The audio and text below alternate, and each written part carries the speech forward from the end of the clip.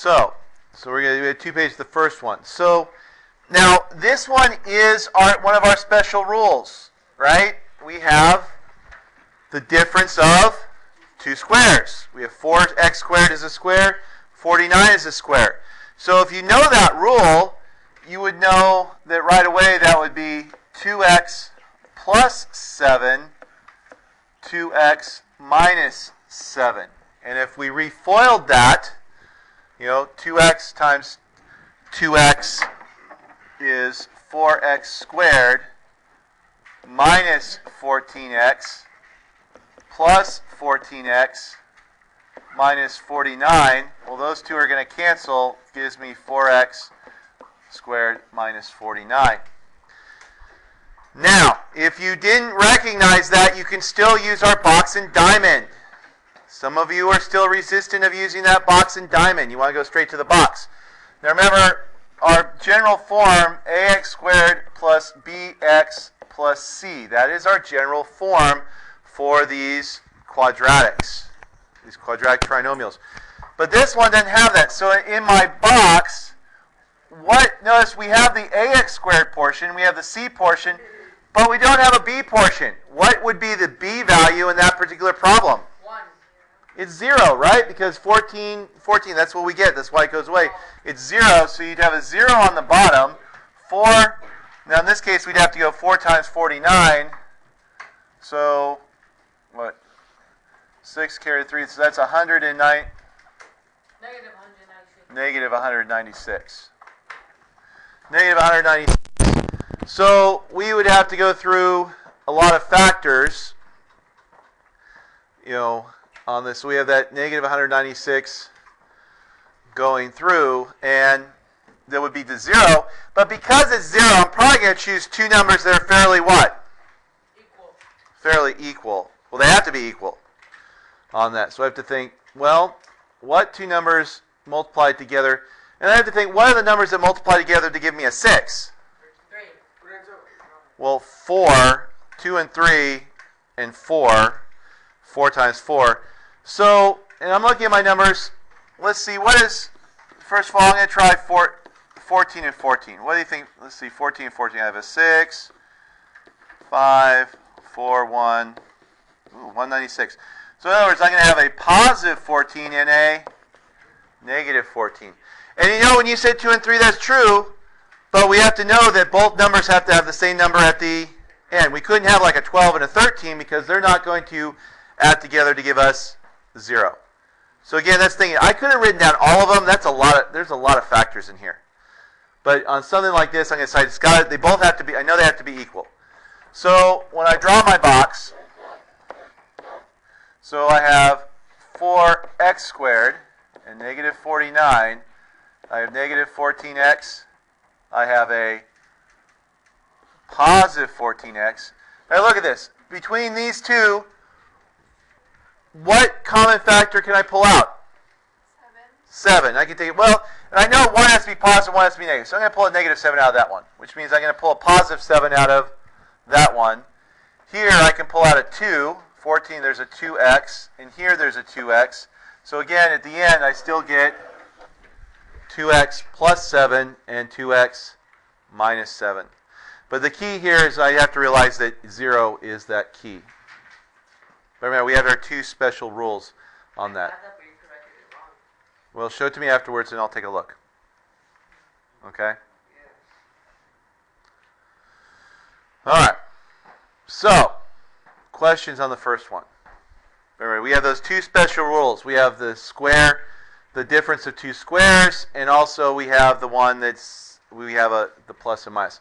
Now this one, remember we follow our rules. The first thing we always look for is to factor out something. Can I factor out anything out of all those terms?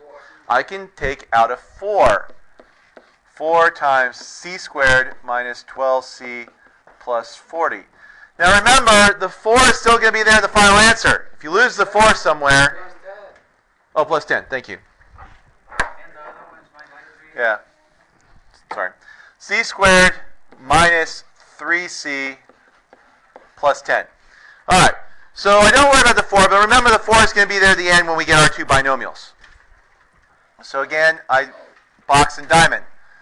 1 times 10 is 10. We have our negative 3. And if I think of the factors of 10, I have 1 and 10. And since it's a negative, one of these is going to be negative. Positive 1 and negative 10. 2 and 5. Negative 5. Negative 2 and positive 5. Excuse me. They either have to be both positive or both negative. Oh, I can tell it's the last day of the week. 110.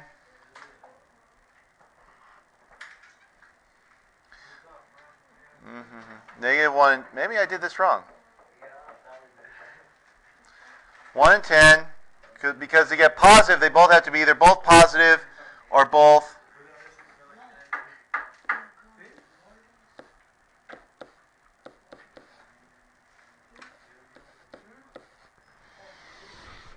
which means negative, we couldn't get, because this value is a positive, they either must both be positive or both have to be negative.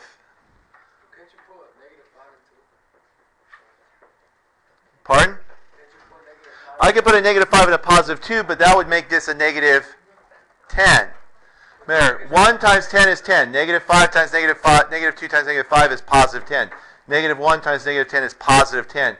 2 times 5 is positive 10. But you're going to have to get negative 3. Which I can't. Which means, actually, this is the right answer. I actually graded it wrong. I graded it wrong. I was doing it quickly. I think this is when my wife called me up, was when I was doing this one. I don't double task well. So I will at the end show me your test. Those of you who I graded it wrongly, I'm not going to take away the points from you. That's my bad. Those of you who I took away points and I should have given you points, you show me at the end, I will give those points back to you. All right? So you can't. This is as far as you can go. In order to get a negative 3, one would have to be positive, one would have to be... How is that as far as you can go, Mr. Reese? Okay. Once again, this is our problem. I have a positive 10 and a negative 3. Now remember, the factors have to multiply to be positive 10, which either means both factors have to be positive or both factors have to be negative. These are the only factors for 10. All right? So 1 plus 10 is 11. Negative 7. Negative 11. Positive 7. None of them add up to be negative 3. In order to get negative 3, you'd have to have a negative 2. You'd have to have a negative 5 and a positive 2, but that would mean that would have to be a negative 10. That's where I made a mistake. Hey, it happens. We all make the same mistakes. So you can't do that. There is nothing here, so that is as far as you can factor it. You can only factor out the 4. But then again, some of you made the same mistake I did. Okay, and I marked it correct. But I do know there's a number of you who gave this as the final answer. At the end of class, show it to me and I'll give you back your points. I'm not going to take away the points for the people who I marked, who did it the same way I did. So that's your, I never usually remove points from somebody. I will give points back. Okay, so after class, those of you who have those points taken off, come see me. All right? My bad. That was my mistake. Shh. Remember, guys, I do make mistakes. In fact, I make the same mistakes you do. There are times we all make the same mistake. Now, this one. Shh. First one. Can I factor out anything? Yes. No. No, I can't factor out anything. So I do my box and diamond. I have 1 times 36, which is 36, and 15. Shh. So I look at the things. What's nice about this, everything's going to be positive.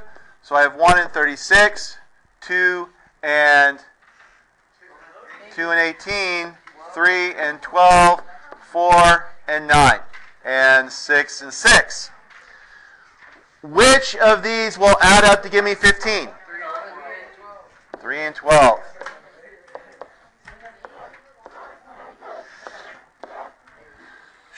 Which means, Sam, here, what can I factor out on this one? Well, I can factor out a 12. Here I can factor out an x. David, here I can factor out an x. Here I can factor out a 3. So I get x plus 3 times x plus 12, like that. Questions on that one? This is the one probably that was the one that was the most correct. In other words, more of you got that one correct than any other problem on that. Well, sit up, please. So, the last one. The last one. Is there something I can factor out of both terms? I can take out an x to the 5th, and that gives me x squared minus 9. A number of you stopped there. I don't get it. How do you do that? Well, if I take out x, if I factor out an x to the 5th, it leaves an x squared. Remember, 7 minus 5 is 2. X to the 5th divided by x to the 5th basically goes to 1. We could do that? Well, yeah, that's what it means by factoring. We pull out the x to the 5th. We pull out everything we can. But which leaves us with this x squared minus 9, which some of you just stopped. But x squared minus 9 is the difference of 2 squares. Wait, Mr. Reese. Yes, sir. I don't get how you got x5. Shh, David. Oh, excuse me, that's a 3. Remember, we have an x term in both of them. So it means I can take out at least an x, right? But notice, since I have x to the 5th here, x to the 7th, I can take out whatever the lowest amount of x is. If they all have x terms, whatever the lowest degree of x I have, I can take that out. The lowest degree of x is 5. And remember, I'm basically I'm dividing everything by x to the 5th. That's what I'm doing when I move it out. Just like if it was a 4 up in that other one, I divide everything by 4 and moved it out to the front. So if I divide by x to the 5th, that means that we subtract the exponents. 7 minus 5 is 2. 5 minus 5 is x to the 0 power, and a 0, and remember, 0 power is 1. So look at them. No hot. Nothing changed.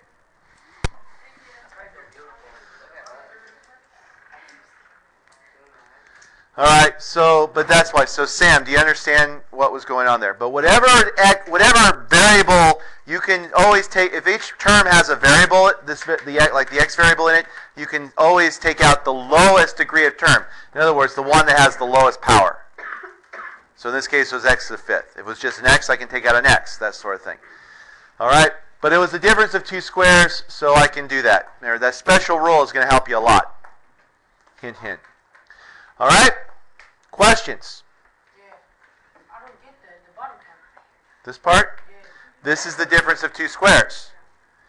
Anytime you have a difference of 2 squares, it will factor out as x plus the square root of the thing. Basically, the square root of the x term plus the square root of the other one times x minus that number. Because remember, we did that in the first one. Right, up here when we FOIL it, the middle term goes away. Remember, that's what happens. When I start with this, the middle term cancels out. So I know that when I see that, this is the solution. The square root of x squared is x. The square root of 9 is 3. One term is going to be x plus 3. The other term is going to be x minus 3. So you're going to always do the one without the x? If they are the difference of 2 squares. Otherwise, you have to do the thing with it in the middle. You would, if you can't recognize that, Sam, we basically do it this way. This would have been -9 and 0, and you factor it that way. In which case you'd end up with a plus 3 and a minus 3 when you factored it out. All right? So you can always do the diamond box. It's just this is one way. If you recognize this pattern, it just saves you a couple of steps. Yeah. All right, questions?